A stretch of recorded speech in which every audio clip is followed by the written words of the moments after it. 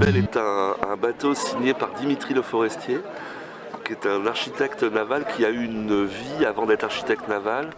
Il était officier de marine sur des bateaux qui faisaient la ligne entre l'Asie et l'Europe. Et c'est en allant en Asie qu'il a eu l'occasion, dans les années 70, d'aller naviguer sur des jonques chinoises à la voile traditionnelles. Et là, il s'est dit, mais c'est ça qu'il faut adapter pour faire du voyage avec les Occidentaux qui ne rêvent qu'à partir, quoi. Et donc il s'est dit, l'intérêt ce serait de s'inspirer de la jonque chinoise traditionnelle. Donc c'est les mêmes formes, c'est les mêmes gréements, c'est les mêmes coques.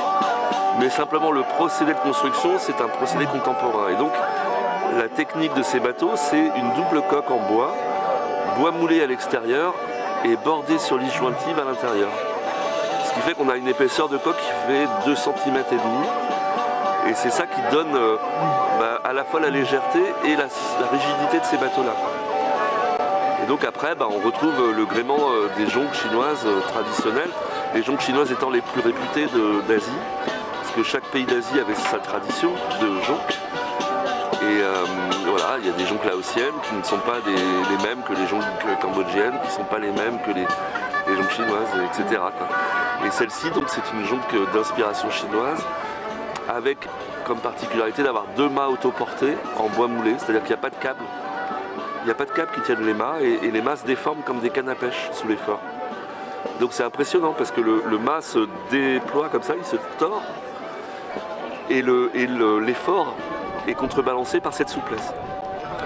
Et quand on vient, ce qui est mon cas, de la voile classique en Occident, quoi, on a l'habitude d'avoir des mâts rigides.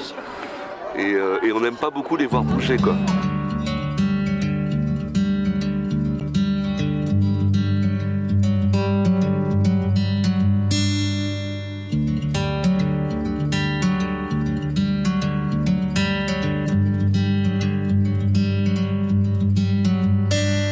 I'm driving down an empty freeway. No waiting